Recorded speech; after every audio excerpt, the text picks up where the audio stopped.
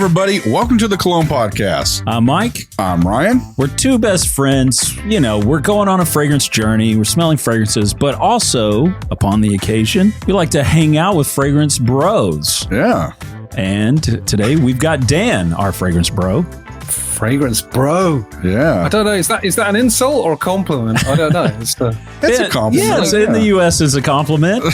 Okay. Yeah. Okay. Right. And also, people say tech bros, but like in a really scornful kind of way. That's true. Oh, we meant you were our bro, not that you were a fragrance bro. Thank you. Yes. Thank you for that useful clarification. It might be copyright infringement as well, because I think there was some fragrance bros back in the day. Was there? Yeah, I think so. Good Lord. So we'll see. Who knows? Who cares? No one listens. Yeah. No, fuck him. See him in court. Right. Well, first off, before we get too deep into some conversational stuff, I'd like for us to spray. Ryan, I've made you smell this a couple times, but we've never actually sprayed it on. Yeah. I'd like for us to spray this Madagascar from your Insider line, Dan, and kind of chat about that for a second. Mike, as I spray this on, what was your reasoning to bring this back? Like, you'd smelled this on somebody before? I can't remember. Well, we had a great episode with Dan in the past, so if you're listening, you haven't checked that out, go check it out. And Dan, you were talking about this being one of your releases, and you got me all hopped up on it. So whenever I went to Essence, I asked some of the guys over there, hey, can you bring me 5-10 mil of that so Dan doesn't have to ship us a bottle? And so our buddy Chris Fragmental hooked me up with 10 mil of this bad boy. Cool. Yeah, well, we did a video with Chris actually in York, over in his hometown, and when we sort of launched it. And to be honest, I'm really pleased with this. To show you just how pleased I am with it, this is the only one that I've done this with, but that is about 300 mil of the oil. So the oil concentrate, not even the perfume. That's just the oil, and I am keeping that for my personal consumption. And so if I get arrested, no one's going to believe me that that's personal consumption. They're going to accuse me of being a dealer. I'm quietly confident of that. That's a nice bottle you got it in. Is that? Yeah, it's a vintage Lalique flacon, and you can see. By the way, I don't know I'm aware, by the way, that podcasting is not a visual medium, right? But for the sake of you two, I can show you the bottom of that. You can see all the vanilla crystallizing in the bottom of it.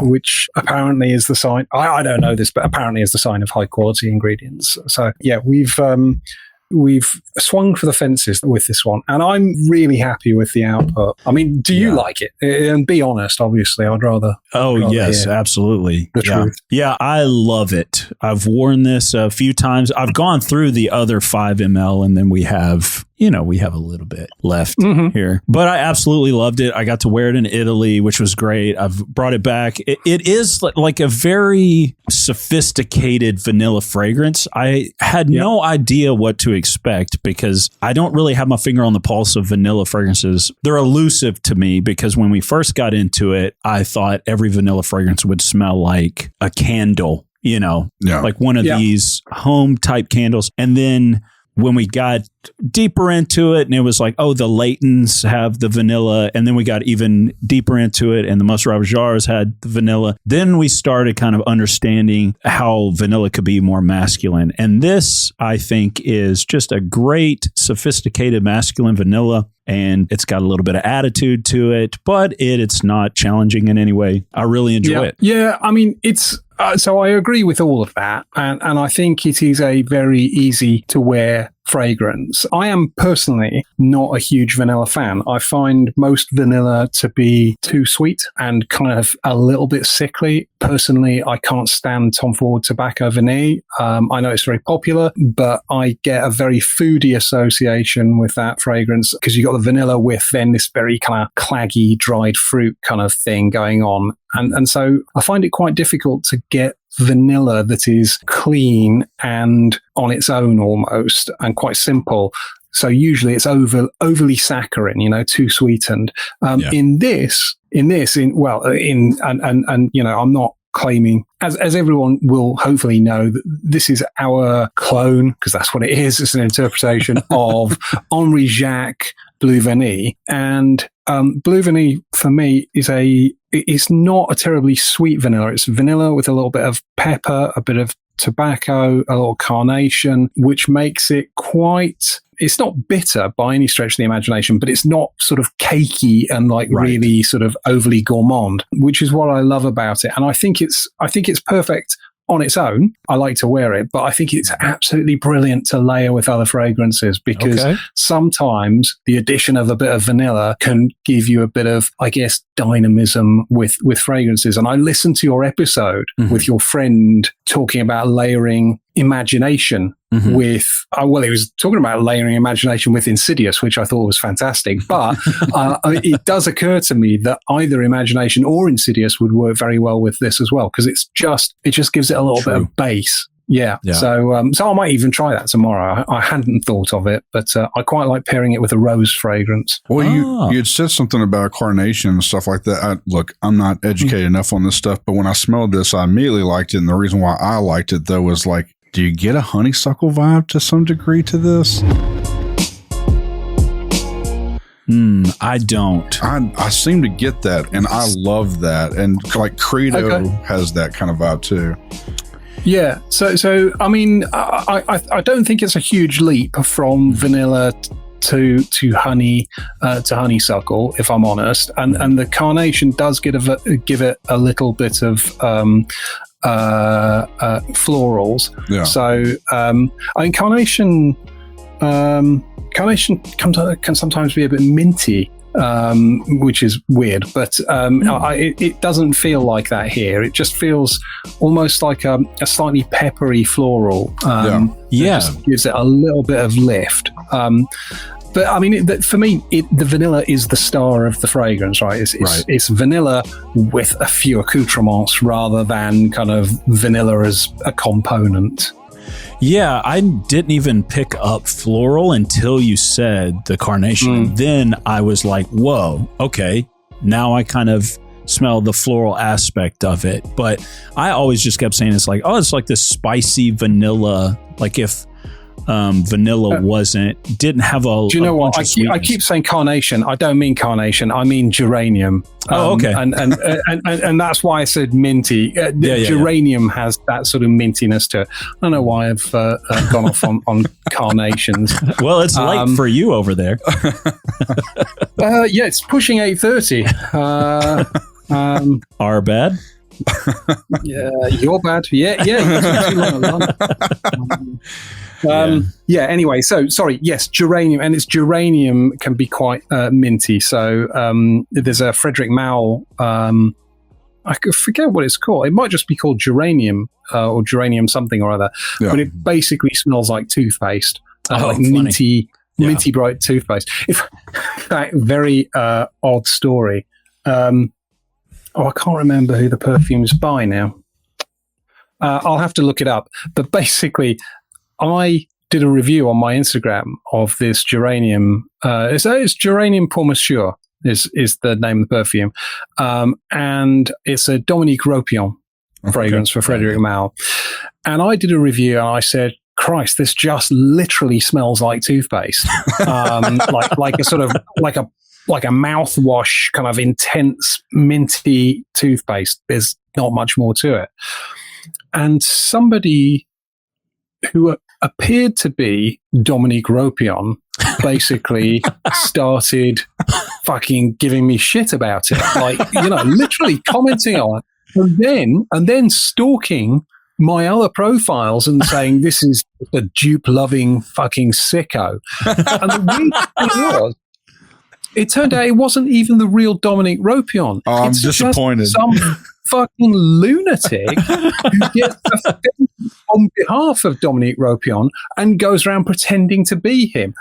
I mean, honestly, the fragrance world is bizarre. Really bizarre. It is definitely bizarre. It is the amount of people, like you said, who get offended on behalf of other people is so strange to me. I don't get it.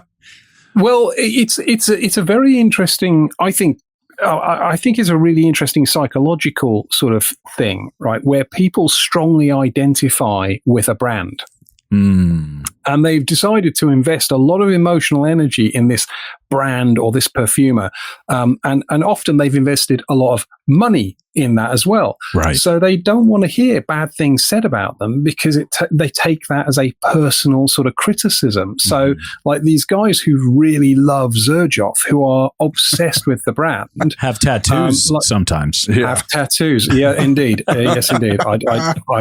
I have no idea what that is about. I think that I ranted about that on our podcast. I think that was absurd. But these people have invested huge amounts of money in buying Xerjoff, and for them to hear someone say something shitty about them, it feels like a personal attack on them. And I think a lot of people are overly invested in sort of their identity. Yes. As part of some sort of brand. And I think it's a terrible thing to do, because if you do that, then you lack the ability to critique anything they do. So for Xerjoff, I sort of quite like quite a lot of Xerjoff perfumes, and I sort of hate quite a lot of them. And that's okay. That should be okay. And that's a healthy approach to a brand, saying, well, this I like, this I don't like, because it's perfume. It's all subjective, right? I mean, absolutely. Yeah. But these sort of fanboys, these, what do you call, that's amore fanboys, they will get really fucking bent out of shape if you say anything negative about any Xerjoff perfume. Oh, very strange behavior. So, on a side note, I guess I shouldn't get a Soma tattoo then? Well, you can if you want. but as your attorney, I advise against it. Right. Follow-up question, because I was thinking the same thing. I was like, would you, if somebody got a Soma tattoo, would they at least get a free bottle out of it or something? No. If they got a Soma tattoo, I would tell them to get their fucking heads checked. Don't show them the back piece, Mike. Okay.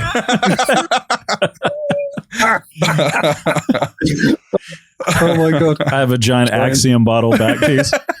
Yeah, nice. I mean, if you're going to, yeah. I did. So I mean, to sort of precede my opinion, which I gave on our podcast. But as far as I'm concerned, if you have a brand tattoo, what you're doing is you're surrendering any sort of critical thought, and you're saying, I trust this brand to always represent me. It doesn't matter what they do in the future. Yeah. And I think that's a very dangerous thing, right? Because nothing lasts forever. But on the flip side, a lot of friends of mine have got perfume tattoos of their favorite perfume, and I think that's very different, right? So James, who I do podcast with, has got a bottle of Fahrenheit tattooed on him, and I love that because Fahrenheit exists as a thing, right? Fahrenheit is not going to be, well, I mean, they may reformulate it and such, but the bottom line is that original Fahrenheit, it stands for something that meant something important to him. But, it's like getting Tesla tattooed on you. I mean, well, who would do that? I mean, it turns out that Elon Musk is a fucking Nazi. I mean, for goodness sake. There's definitely people I mean, imagine, because the Tesla demographic, like target demographic, has completely flipped, Completely flipped. Yeah. So imagine all the people who originally were so sold in are now like, oh my God, they're like, hey, I bought this when Elon was cool. I know somebody personally who's like, we can't wait to fucking get rid of this car. Oh yeah. I mean, and I don't wish to sort of politicize your podcast in any way. But, I mean, it's too late. But it's just an example of someone saying, well, I'm going to get this thing tattooed on me without any understanding or knowledge of what that thing is going to represent in the future. And I think that to me says you haven't thought this through. So I should get an Insidious tattoo and not a Soma tattoo, because I will let Insidious represent me. Okay, forward. If you're henceforth. If you're going to get, yes, you can do that. Mike, I think it's a great idea. See, there we go. Just, don't sue me in the future if you decide it's a bad idea. Look, I think you just need to do like, what was it, like Caesar's Palace or something? Somebody's wanting to get an Insidious tattoo on their forehead. They get a bottle for life or something. Oh, my God. So they get a $150 tattoo, and then he's got to ship out bottles for this just because he's a lunatic. It's advertisement for the rest of their life. Yeah. I think it's a bad advert if I'm it is for sure. Yeah. It's almost like they should pay you because it's going to create negative outlook on the brand. Yeah. I mean, look, so I feel the need to issue a disclaimer that under no circumstances should anyone listening to this get any tattoo of any Soma or Insider Parfums bottle. Please, do not do it. No way we'll have Todd edit that to make it sound like you said to do it. Yeah. No, I'm kidding. Yeah. And we'll use AI to make you say you'll get like a special affiliate link or something. Yeah, definitely do not get a fucking tattoo of a fucking fragrance. Very cruel. Oh my goodness. Very cruel. But yeah, so the Madagascar we're really happy with. We made one, so we trailed it a bit. Obviously, we spoke about it on this podcast before we released it. Spoke about it with Chris Fragmental as well. And in our first production run, we made, I think, 57 bottles or something like that. Wow. And they sold, the whole lot sold out in 40 minutes, which was brilliant. That's amazing. So, well, it was great. And it sort of, it wasn't a sort of deliberate, hey, let's artificially create like this kind of time pressure kind of thing. So we made a small batch really to see whether there was actually appetite for it because it was reasonably expensive to make. Mm-hmm. And that sold out quickly. So then we made a second batch, but that was a much bigger one. So now we have stock and it's all good. But yeah, that one's doing quite well. It is really, really nice. Well, I was going to say, like, I've told you before, like, to be proud of, like, Insidious is a really great one. I would say the same for this one. Again, just growing up in the South, we have, like, honeysuckles everywhere, and this does remind me of that for some reason, and I'm always, like, a huge fan of that smell. It smells great. It does not smell cakey vanilla like you were talking about. Yeah. It smells really good. This is pretty genuinely good, dude. Love it. Good. I'm glad you think that. Yeah, I feel like it is slightly. It's got slightly more of an attitude, so I feel like it might be for a mature audience, like more mature audience, maybe 25s and up ish. Yeah, because there's a little bit of brass tacks with it that you kind of gotta rock a little bit, but yeah, it is really nice. Interestingly, I don't know anything really about the demographic of the people we sell perfumes to. I don't think we capture age anywhere. I mean, I can tell you that the majority, but not an overwhelming majority. It's like about 60-70%. The majority of our sales are to men, right? But that's about all I could tell you. Mm-hmm. I don't really know about the age thing. It's interesting you say that though, because I like this. I find Insidious for me that the whole Aventus profile. It makes me feel when I wear it. It makes me feel like not like I'm 25 again kind of thing. right. Well, sort of. It makes me feel like I'm trying to recapture that, and it almost makes me sort of not want to wear it for that reason. Whereas this, I think you're right. It definitely has a maturer edge to it. It's like the older guys that wear like the bedazzled jeans with like the jean back pockets that have the That type of thing? Is that what you're feeling like? Well, yes. Do you wear those? Yeah. Yes, I do. No, I do not. And to be honest, if you ever see me wearing them, it's I've been kidnapped, and I'm trying to signal. That's a cry for help. Yeah. Good to know. We'll keep on the lookout. We'll always be staring at your back pockets from now on, Dan. Well, just to make sure. I was hoping to have made it to Milan this year as well. I know, Ryan, you don't fly, so you weren't going there. Loser. Not going to happen. Mike, I saw the pictures and all the reels, the infinite fucking reels from everyone. And it looked like everyone had a great time. But the reality is, I don't know where I was at the point we last spoke. But I tried to make the perfume stuff work full time for a bit, but it didn't.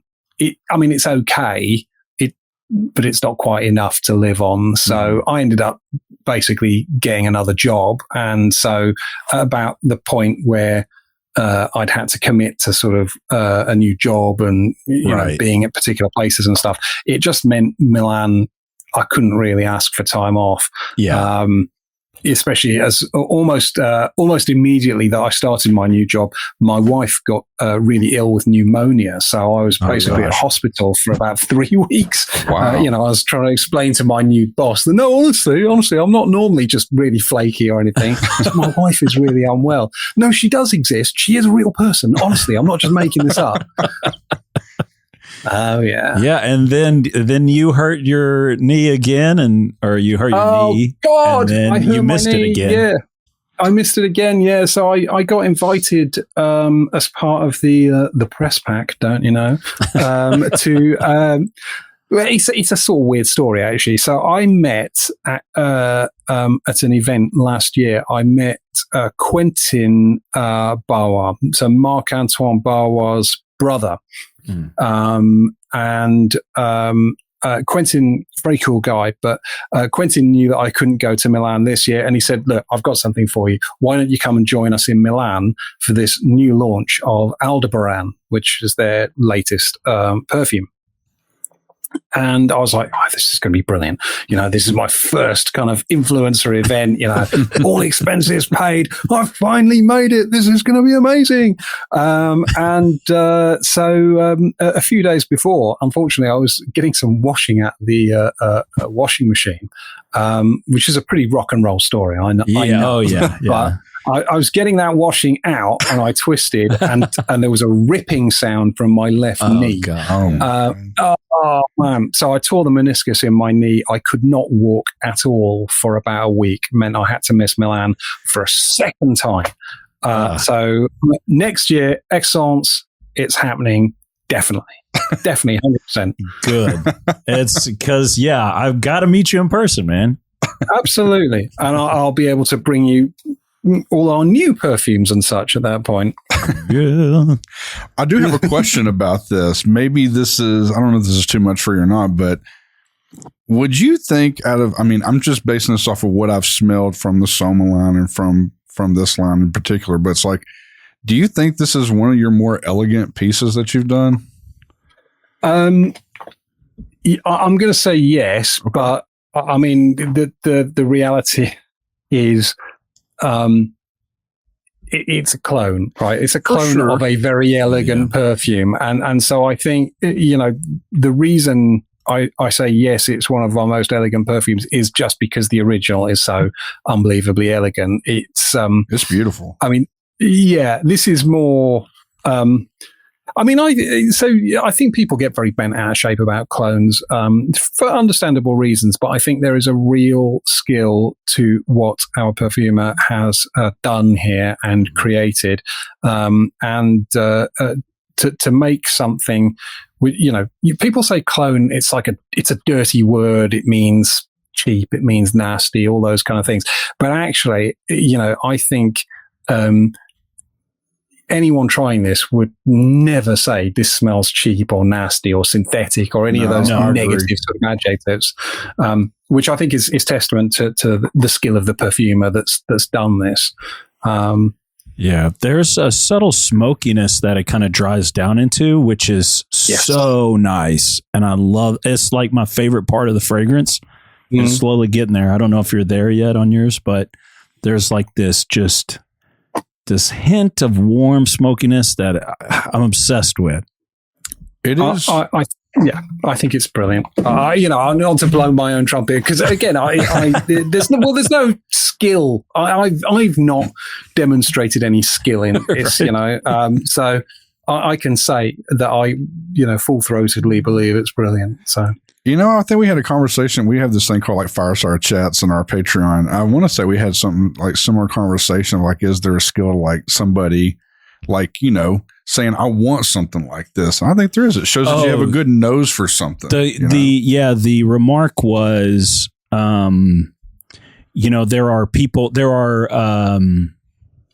are creative directors that are so good at directing that it's part of the art. And it's not just like, it's not the Steve Jobs, like, make me a phone, but cram everything into the phone and I need it done by Saturday. It's not like that.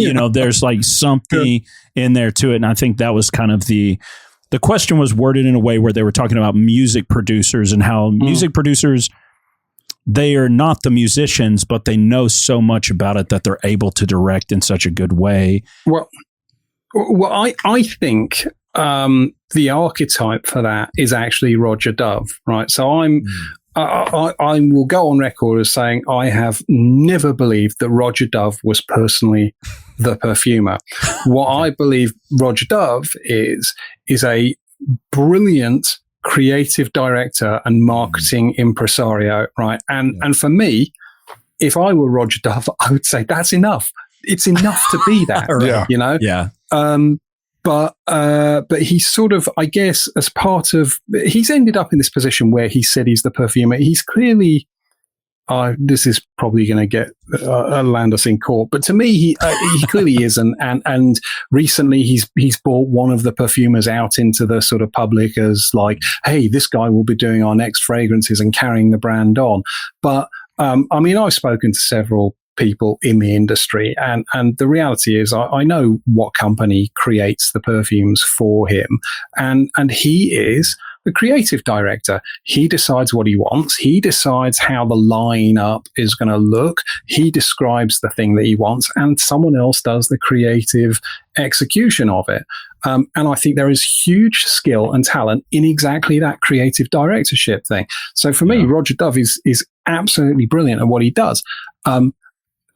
I just don't believe personally that he actually creates perfumes. Right? Yeah, to me, that's not an insult. We've kind of had I'm kind of speaking for both of us, but I think truly we believe that he was the perfumer. Early on, it was like easy to kind of think that because he would talk about the way he, made the fragrance do this and this when you'd watch the videos, and you'd kind of start believing that. Whereas with Tom Ford, you never thought that. Tom Ford was clearly just going, you know what I love? I love fragrances that reminded me of my childhood in Texas and New Mexico. And, I love that, blah, blah, blah. So that sort of a thing too. And to piggyback really quickly, like, we've kind of viewed Roger Dove as kind of like Quentin Tarantino of like, kind of like fragrances. We love the storytelling aspect of it. And I'm in the same boat with you. Like, I don't really care if he's a perfumer or not. Like, I love a good portion of the fragrances are really, really good. Yeah. Exactly. To me, it doesn't matter whether he is or is not the person at the sort of organ, mixing, ingredients together to come up with the smell. Yeah. Because that's only part of it. He's the guy kind of conducting the orchestra. And to me, that's that sort of visionary sort of thing that and I'm not comparing myself to Roger Dove. What I'm saying is, I think that's a valuable thing in and of itself, if arguably as important as the perfume. But from my perspective, I cannot claim to have created any of these perfumes. I sort of pick the things that I think I like and that I think we could do a good job at, and as far as I know, no one else has done them, and let's go for it. So I know we've got have you ever tried Escada any Escada perfumes. Escada Magnetism was a big perfume in the I want to say 90s, but I think it may actually have been released in the early 2000s. But it's like this sort of really lovely sort of grape soda sort of smell. It's really, it was very popular, and Escada discontinued it. And I don't believe anyone else has created a version of that, so we've done that. Oh, cool. That's awesome. So that one's coming soon. But yeah, I mean, beyond that, I'm not really adding a huge amount of value other than sort of saying, yeah, let's do this. Let's do this next. Brilliant. Well, let us know, what are you kind of bringing out? What have you planned to at least disclose to us in the audience? What are you working on? Yeah. Okay. So, I mean, on Insider, we are, so on the back of, the relative success of the Blue Vanille, we have tackled Oud Imperial, which is a very grown up like oud, like quite a pungent but very grand oud. Okay. And that has cost, I mean, that's basically bankrupted us. And so I'm now talking to you from the street. So I'm hoping we can get that one to market fairly soon. We have recently released the Oud, which was based on Roger Dove Oud. And we've got the Amber Oud. See if you can guess what that one's based on. And then we've got the Escada Magnetism, which I don't think we've come up with a name for yet. Although I probably need to tell you about how we name. Do you know this story about how we come up with names for things? It's pathetic. I know how you came up with Insidious, and I remember Insidious was before we rebranded. So when we did the rebrand, it turned out it made a lot more sense for us to order like 20 different labels like at the same time. So it's much cheaper. So instead of saying, right, well, we've got these 3 perfumes, so we're going to order these 3 sets of labels, we just like, let's just do 20. So we just made up names of perfumes. It's like ridiculous names of perfumes. So, I think I've got one that's on the shelf. I don't know what I was thinking, but one, it was called 5 a Day. I was like, right, let's just call that 5 a Day. So I was like, why? Because it sounds all right. Let's fucking do that. So at some point, we will no doubt release a perfume called 5 a Day. And there's no good reason for it other than we had to order labels like in bulk. I love it. Honestly. I do too. Do you have an idea? Do you have an idea of what that would be? I'm sorry, I didn't mean to cut you off. Go ahead. No. Madagascar was one that I sort of dreamt up, and it happened to work. We were like looking through the list of available names that we had for this, and it was like, Madagascar, that's brilliant. The actual vanilla. Brilliant. Done. So we were okay with that one, but 5 a Day, I think that's going to be a struggle. Just put it on a random one. Yeah. Yeah, well, we may well do so. And we've got a few more Soma things coming as well, because we sort of neglected Soma a little bit. And we try and put so Soma is more about, and we've done 1 or 2 original creations on.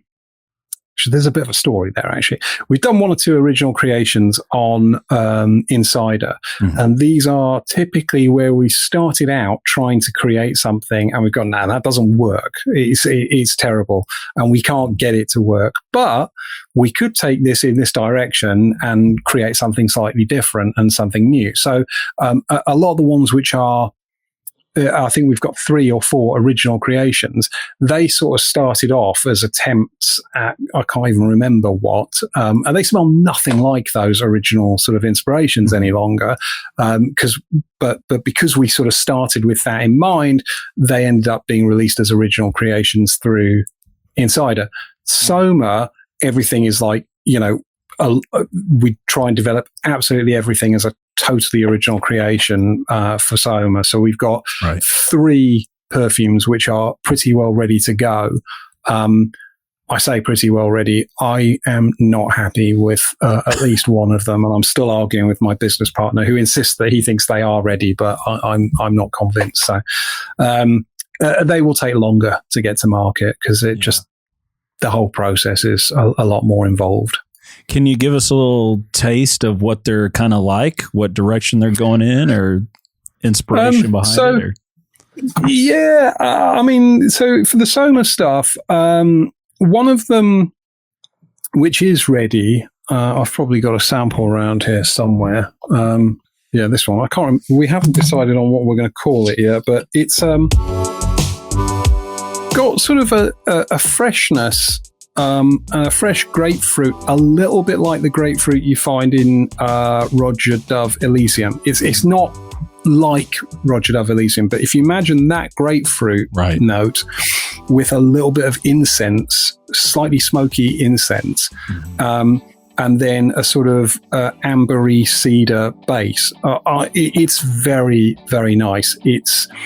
I can't tell how popular it's going to be because I think this is more, I suppose, what you'd call more niche than some of the other stuff we've produced through Soma. Another one is a very sort of it's quite a heavy-handed floral iris kind of thing, which arguably some people are going to say, "Oh, that's quite feminine." I think it's very unisex, but again, much more, and I use the word advisedly, but more niche, much more, much narrower appeal, I think, than a lot of the Insider stuff. I guess we can't. Do you have names picked out for these either, or is that something we don't? No, well, so we're debating that as well. But we were actually going to create a separate line. Okay. And not sure what that line is going to be called. Maybe it's going to be elegance was one of the words, but I'm not wild about it. But we're just going to really release them as 1, 2, and 3 as part of that line. Oh, okay. Nice. So. And the idea being they basically all fit together. If you bought all 3, you'd be covered for most occasions, kind of thing. It's, as you can tell, the thinking is not fully formed yet. Right. And we've been working on these for, about a year already. So the odds are it'll be another year before any of them see the light of day. In fact, I'll bring them to Milan. At that point, we should have. Yeah. Yeah. About a year from now, we should have sample bottles. That's right. Yeah. That's, oh man. Oh, I meant to ask you, and I haven't perused the website. So, do you no longer do 100 mil bottles of Insidious? We do not. No. I get asked for them occasionally. Because we rebranded everything in the 50 ml bottles, and we invested basically all of our money in essentially the bottles and the packaging and everything for the 50 ml. We have toyed with the idea of doing 100 mls, but to do them and to make them consistent with the 50 mls, that's it's going to completely bankrupt us for ages. And honestly, the feedback from when we did the Insidious in 100 ml, it wasn't that popular. People preferred to buy the 50. And I think that's because it was relatively expensive. And we're working on that, by the way. We are trying to get our prices down because I'm painfully aware that people are buying clones and they go, "Well, this is very expensive." We're trying. Yeah, that's a different beast. Yeah, it's not. Agreed. And we are trying to do that, but we're also trying to make the product cheaper. If we retooled for 100 ml, it's going to be 5 years before we can make anything cheaper because we're not doing this with anyone else's money. We don't have investors or anything. This is all just, we started this business with kind of about £10,000, and we've got about £10,000 at the moment. So it's like, we're fucking running really fast to stand still. It's really not great. No, I mean, it makes sense just from the production standpoint. You have to first source all the bottles and then, label them and all that stuff. You have to almost like keep inventory. Whereas it's kind of interchangeable, right? You have like the black bottles, the white bottles, and then you're able to, they go with the different. So it makes sense. It's just, I kind of milk through those bottles pretty quick. I'll probably go. There's 50. Yeah. I know. A few people have mentioned it, but it just doesn't work for us at the moment. Yeah, it makes sense. It's amazing. People say, right, do you do discovery atomizers? Do you do discoveries? I must have had that question 1,000 times. So we do discovery atomizers. The minute you do discovery atomizers, do you do 2 ml samples? Yeah. Yeah. What is it? You're like, whatever I'm doing, you just want something else. Yes. That's exactly how customers. Yeah. And they're never happy. I worked, me and a friend started a business in a different industry, and people would always say, well, if you'd produce this, then I would buy it. Like, you guys really need to produce this. And then we would, create a prototype of that, and then they'd be like, well, no, we need you to add this. Like, if you just did this instead, we're just like, we're not going to listen to you guys anymore because you can't make up your fucking minds. Yeah. No, not that. I mean, something like that, but not that. Yeah, definitely exactly. not that. Something like that. Yeah. Not that. Fuck off. Just go with your gut. You're doing a good job on it. So, what's your take on, we were debating this at lunch, actually, Ryan and I, what's your take on gray market stuff from your perspective inside the industry, not just as a consumer? What? Well, so I heard you asking, like, where does the stuff come from? Yes, yeah, on the podcast. Imagine. I mean, I'm sort of okay with grey market stuff. There's a distinction, right, between secondary markets and grey markets. So whenever I see on Facebook or whatever a bottle of Insider or Soma for sale, just a little bit of me dies inside. I was like, oh, did you not love it enough to keep it, you bastards? So there's secondary markets, of course, but the actual grey markets where you get like a lot of testers and stuff, I feel like they tend to come from a few places. Firstly, you get these distributors.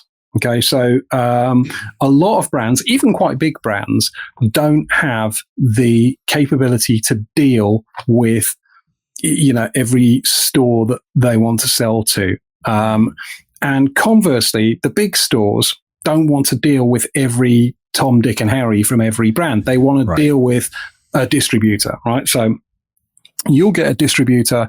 There's a big distributor in the UK called Aspect, and they essentially represent a lot of brands into these other into retail stores. So the distributors, a lot of stock passes through distributors, and one of the things that they end up doing is giving promotional items, and testers, particularly testers, go out to stores. So there'll be an allowance. You ship to, let's say you ship to Harrods, you ship 1,000 bottles of perfume.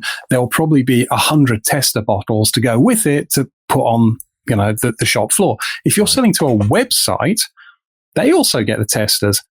They don't need the testers because nobody's going to their store to test them. So websites are then selling testers out the back door, or some sort of middleman between the distributor and the website is going, these people don't need the testers, I will sell them out the side. So you get a load of leakage out the supply chain simply by virtue of it all being geared around this idea of testers. And a lot of companies actually don't need testers because they're purely digital suppliers. So that's how a load of testers get out into the market. And that's not to accuse any particular distributor or brand or whatever. There's perfectly legitimate ways that these things emerge as sort of grey market testers, and suddenly they're for sale wherever you look. Right. Well, that's good. That kind of gives us a better understanding of it because we've just been slowly piecing together what we assumed is how it went down. Well, I mean, I guess. Go ahead. No, go ahead. Well, there may be other routes, but that certainly I have seen happen. What about like non-tester items? I don't know if you know anything on that, but it's like they'll make it to let's say we like a bottle of Credo by Nation A or something like that, and it's $150 on the site, but it's not a tester. Is that just they bought somebody's stock that wasn't selling or something, or? Yeah, I mean that certainly happens a lot. I mean, the way perfume retailing tends to work is they talk about a buying coefficient. So if I'm a retailer and I'm buying Nishane fragrances, I will ask them for a coefficient of, let's say, 3-1, which means I will pay them the retail price for one bottle, but they will give me 3. Okay, i.e., so 3-1 means that I'm essentially paying a third for each bottle, and then whatever I can sell them for is profit. But because they don't price control, so like Chanel, always price controlled. Very difficult to sell Chanel. You will find very few sort of grey market items for Chanel. They're very, very sort of stringent about price control. Nishane don't really care, or they don't have the capability to price control. So they will sell this stuff at 3-1 or 4-1 in bulk or whatever. A 5-1, I believe, through distributors, it can go up to. So essentially, people are paying 20 cents on the dollar for a bottle of this perfume. And then anything they can sell it for above that is profit. Yeah. So why not sell it for $150? If they're not selling, sell it for $150. It's still profit. Knowing this information, I'm kind of asking you this, Mike, but knowing this information, does it make you feel better about the gray market? Or? Look, I don't have anything against the gray market because I don't really have skin in the game other than the money I spend on a fragrance, and I don't love spending retail. But my point in the episode was that people like Chanel and Dior, if they can help it, or whoever, Louis Vuitton, they don't want the overall perspective of the fragrances being devalued. And so they don't want people selling the bottles for cheaper because then people lessen the value of the product. Gotcha. And that was my thing. That is absolutely true. And there was a huge number of Louis Vuitton testers that were available through these grey market sort of sources. And they have really clamped down on that. So the market now for Louis Vuitton sort of grey market testers has completely dried up. If you see a tester these days, unless someone has swiped it from the shop floor, the odds are it's a fake. Oh, yeah. And, interestingly, again, listening to that Imagination episode, I love the Louis Vuitton fragrances. I'm absolutely obsessed with them as a brand. And part of me thinks that's because they've done this brilliantly aspirational thing at the price control. You cannot get them. Nobody's getting free bottles of Louis Vuitton. Well, someone probably is somewhere, but they represent this aspirational brand. Yeah. And I think that's sort of brilliant. Alan Richardson, the guy from Reacher? Oh, yeah. Big guy.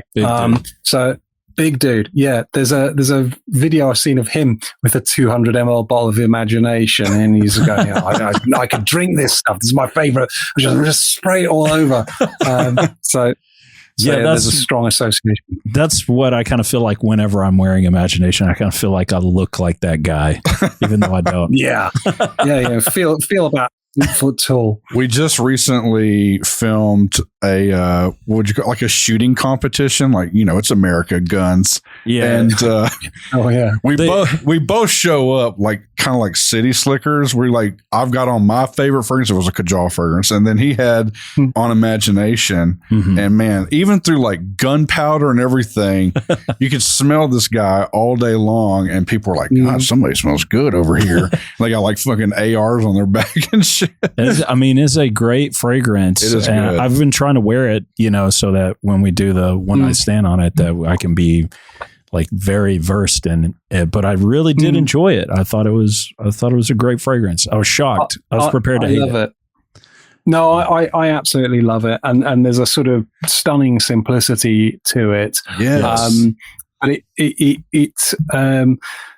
But I mean, I'm not sure if others get this, but to me, it traces its sort of roots back to Chanel Allure Edition Blanche. I don't know if you know that one, but the Chanel Allure Edition Blanche, and then subsequently Xerjoff did one called Uden, and then Uden Overdose, and Imagination is like the perfection of that trajectory. So if you sort of put those in a line, they're getting increasingly evolved and perfect, and Imagination is like the zenith of that route. I love it.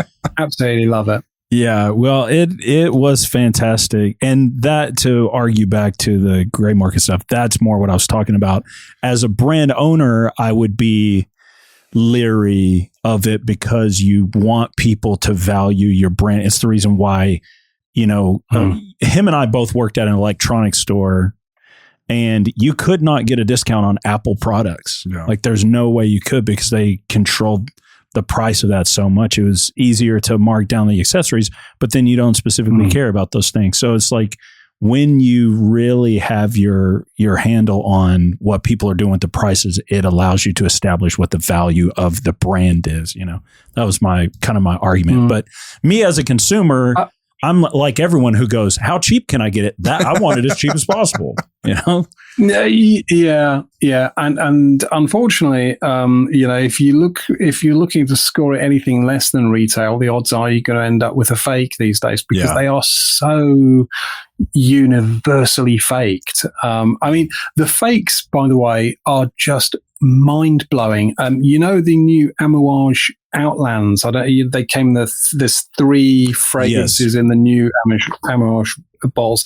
They're round with sort of knobbly bits on. They're a complete departure, and they have these brilliant engraved plaques on the bottom. And I thought, Christ, this is cool. Maybe they've changed the bottle because people keep faking them.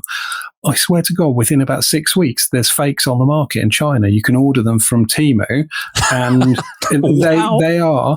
Yeah, and they smell the same. They look more or less the same. They feel different. So the Amouage has this really kind of plush ceramic sort of feel to it, and the Temu fake. Me and my business partner bought one just to see what they were like. Yeah.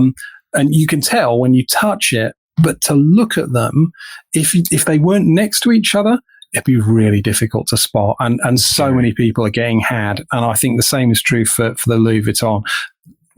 I would always say to anyone who says, well, where can I get a deal on this Louis Vuitton? I'd say, don't bother, just buy it retail. Any saving you're going to make is not worth the risk of getting a fake. Right. Yeah. Especially because you're still going to probably cough up a little bit of money for those, even if it's heavily discounted. Still probably dropping 150 at least. Yeah, it's so the only way I think you're going to get a discount on any of those is if you've got like a store level discount, where they do like a 10% discount for anything you buy in the shop. You might get that, but honestly, I think they've done such a brilliant job with their branding, and I know as you were talking about Jacques Cavalier and the line and the sort of Jacques Cavalier perfumes that he's done. I mean, he's done all of these Louis Vuitton perfumes, and there's this through line through that whole range that you can just sort of sense the same person created this, and as you step through this colorful sort of range of beautiful bottles, you go, yep, that feels like a logical progression. Yep, that feels like a logical progression. It's just, there's something magical about it, honestly. I think they're amazing. See, we're right at like the cusp of leaning into this. We've started kind of looking at the perfumers and the lines that they've done. But it's like we do this with cinema all the time. We'll look at the body of work from a director, and then we'll understand. The oeuvre. Yeah. Yeah. And we haven't yet translated that into fragrances, but I do think we're starting to kind of get there. And like you were saying, I like the passion behind that for you to see the trajectory of the art form and really appreciate it. And I think as we're getting educated in our uneducatedness to slowly kind of get to the point, because it's not like I want to know the thing, but I want to appreciate the thing, like you just said. Like there's something to that, to feel that and have that passion behind it's inspiring. So I mean, I think there are certain perfumers you can sort of sense, oh, this was probably done by that person. Like, certainly a lot of the,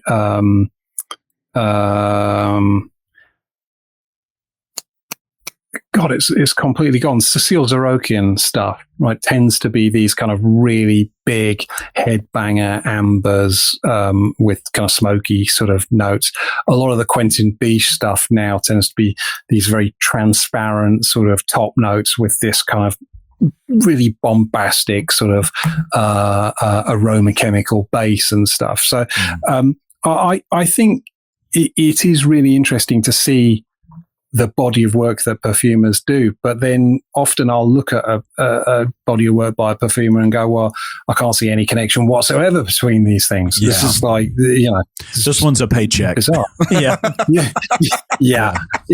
Well, if you want to look at paycheck perfumer, Alberto Morillas has this enormous catalog of really, fragrances that he phoned in on his yacht somewhere. Do you have like, we have a couple of directors that we absolutely love. Do you have a couple of perfumers that are just like, you're just patiently awaiting the next thing that they do? So my favorite perfume of all time, and I'll give you the simple answer. The simple answer is no. Right. Okay. And I'll tell you why. My favorite perfume of all time is Invasion Barbar by MDCI, and the perfumer is called Stephanie Bacouche. I met Stephanie. She's absolutely wonderful. I had this absolute kind of fanboy moment. I was like, "Great, get a photo of me and Stephanie." It's amazing. But every perfume she's made since then has been something of a disappointment to me. Aww. And so, I think I don't get excited about a perfumer's next release kind of thing. And I think that's sort of somehow ruined it for me a little bit. I guess I might get sort of excited about the next Jacques Cavalier just because it's probably going to be in-house again for Louis Vuitton, and so it'll no doubt be brilliant. But no, I think the perfumer is almost it's almost secondary to kind of the creative direction of whatever. Oh, that's a good thought too. Yeah, it's kind of it's a wild world out there. They stand alone on their own, but then they can also kind of fit within a thing. And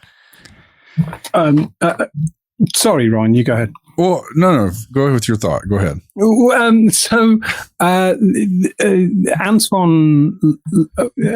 don't know if it's Antoine Lee or Antoine Lai, but Antoine, I'll just call him Antoine. It's like we're good mates. Yeah. But so he's done stuff for Les Indemodables, and he's done stuff for Eris, and but as I understand it, he essentially set up his own company with his own palette of materials that he now does for all these different brands, because you sort of right. Sometimes they're in-house and sometimes they're working for like a big fragrance house like Firmenich or whatever. And typically it's one or the other. They're either kind of in-house or they work for Firmenich and they're asked to do a job. And what Antoine Lai did as a sort of a mold breaker, if you like, is he set up his own fragrance house with his own palette of materials and stuff.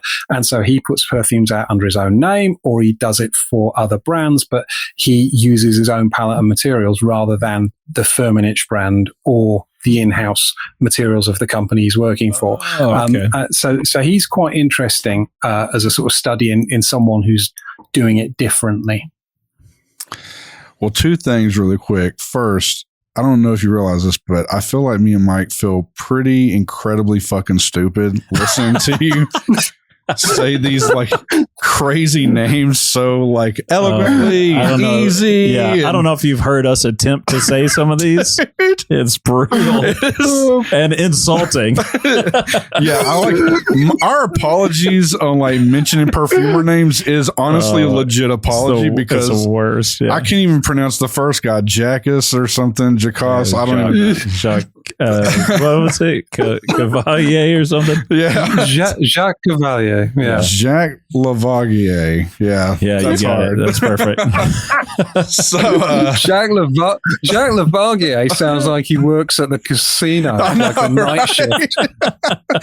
In another reality here, but the other question, I mean, it may be just such a stupid question, but I just thinking about you talking about these different perfumers. Thinking about the fragrances where they've had 2 and sometimes even 3 perfumers work on a fragrance. I'm wondering how that necessarily works. Is it just like an overall, vibe check between them? Like, oh yeah. Or is it like, no, Jack's going to handle the bass notes, Oh, it's probably some chain of command, right? It's got to be somebody down here. And then they have like immediate supervisor and then the supervisor to the supervisor. Yeah, I don't know. I think it probably is, as you described, a sort of chain of command thing. I think also there's now this kind of this better transparency. So when you look at the Creed perfumes, previously they were all listed as Irwin Creed, which is like absolute fucking bullshit. He couldn't make a perfume. So now they list the perfumer, but they say it's this perfumer and Irwin Creed, and it's absolute bullshit. It was just the perfumer. Irwin Creed is essentially getting his producer's credit by tagging his name on it. Hey, I think there's probably a bit of that. He might have been in the room watching them mix it. Yeah, eating like pistachios. Like, hey, when are you going to be done with that? Yeah, he doesn't get any type of credit for that. Smoking his cigar. Yeah, you get this fucking done. No, I don't think he was. I think he famously just stole it all and represented it as his own work. There's a book called The Ghost Perfumer, I think it's called, where they sort of explode this kind of myth of the Creed fragrance house. And I mean, it's just, there's so much bullshittery involved. I do. I'm not going to say this about Creed particularly because we're too broke to fight off lawsuits, but I do feel like let them sue us. Where are they going to get this microphone? I do feel like there are these brands will say like, it's been here since the Queen III and we've been doing this. And it's like, I don't know, like I can see where Rolex has been around. We have like all this real proof, and some of this stuff I'm like, but where's the proof that they've been around for so long? Yeah. I don't see it, so I question it kind of immediately. So, I mean, certain brands can. So I think the 2 brands that spring to mind that could lay claim to some sort of proper legacy like that would be Houbigant or Houbigant. So Fougère Royale was one of the first Fougère perfumes ever created. Well, I think it was the archetype, the original. And Guerlain. So like Jicky, I know, has been around since, I think it was like 1907 or something insane like that. It's been around since forever. So Guerlain and Houbigant are definitely, I would say, real heritage, but Creed, fake heritage. It's just, it's not true. Yeah. It's a story. It's a marketing story. And so much of, to bring it sort of full circle to what we were talking about with Roger Dove earlier, so much of this is just marketing hype. It's marketing hoopla. Sell a story. Do you think some of these fragrances, do you think they could have stood alone without the bullshit though? It's a great question. And I honestly don't know. I don't know. I suspect no. I suspect, the bullshit sort of got them the foothold. But then, Creed has been knocking out fragrances certainly for a long time. For sure. Not since 16th century or anything ludicrous, but they've certainly been doing it a long time. And I think the market was less crowded then. So these days to launch a brand, very costly, very time consuming. I was talking to a guy the other day who knows Thibaut Crivelli, Maison Crivelli line. And he was saying that the plan, I believe, don't quote me on this, but the plan was always that it was going to take 5 years to reach profitability because it's just such a competitive market out there, and you've got to scale and scale and scale and scale.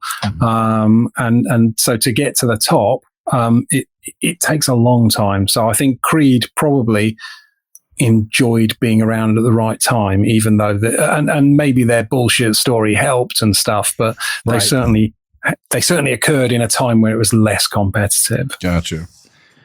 Yeah, I mean, that is everything, though. It's like, if you make the best whatever spaghetti in town, if people don't know about it, then you're not going to be profitable. The people got to get out there and buy it, So, yeah, absolutely. But to almost any guy who's into fragrance, almost anyone, Aventus will have been a significant sort of milestone in their sort of fragrance interest or enthusiasm. And so I don't think you can knock a lot of the fragrance. I know people like to have a go at Creed for being a load of bullshit artists, and there's truth to that. But some of the perfumes are just fucking brilliant. And Aventus, absolutely, just changed everything for me. Yeah. Insidious changed everything for me. Well, there's a lot of ink on your back there. Yeah. Of course. Yeah, I got to stand my guns here and stick behind it. But no, that's one that I preach the gospel of all the time. Yeah. I feel like if anybody loves Creed Aventus, they've got to try it because well, I've got to the last drippy drops of the 100 ml that we got from you, and then I went to doing my normal layering with the Aventus and straight to heaven, and I was like, ugh. After one day, I was like, I'm just not going to wear the same combo until I get some more Insidious. It's just not the same. It's just you guys do it better, man. Which is why you're here today, Dan. Yeah. For just pennies a day, Dan. I'm very grateful, and your royalties checks will be perfect immediately. On a sort of related note, if you would like to do some sort of giveaway on your Patreon or whatever for a bottle of the Madagascar, be more than happy to send that out to a winner if you pick a winner. I'll tell you what, we'll pick a winner right now. I think we send it to Stephen Doyle. 100%. He's over there in your he's in the UK. Oh, really? And we're rarely able to send stuff over that way. And he joins our live streams all the time. And we're always like, hey, one of you guys can win this bottle. Unless you're Steven. Steven cannot win this bottle. So. Poor Steven. Yeah. That's not nice. Oh, okay. Well, I'll tell you what, if you drop me Steven's details, I will fire him a bottle of Madagascar. That would be amazing. Yeah, we'd love that. Man, thank you so much for doing that. He's going to be pleased with that. I know him. Good. Yeah, we'll message him after this. It'll be late. We'll wake him up. But man, thanks again for joining us, and it's always a blast. And you've really educated us on this episode. 100%. Well, thank you. I try to. Please don't fact check anything I said. Believe me, our audience is not doing that. They assume it's wrong to begin with. A very smart play. Yeah. Well, thank you for having me. I've always enjoyed joining you guys, and hopefully I will actually make it to Milan next year, and I won't have to just bitterly watch all the video footage via Instagram. I'm going to 3 months out, I'll be checking, Dan, we still good to go? 2 months out, 1 month out, 2 weeks out. Everything's still good? Countdown. Yeah, absolutely. All Excellent. right. Well, yeah, it'll happen. Well, thanks again. And to guys, thanks for joining us. If you're a Patreon, who knows, you may get to see some of this video. And until next time, spray it up, y'all.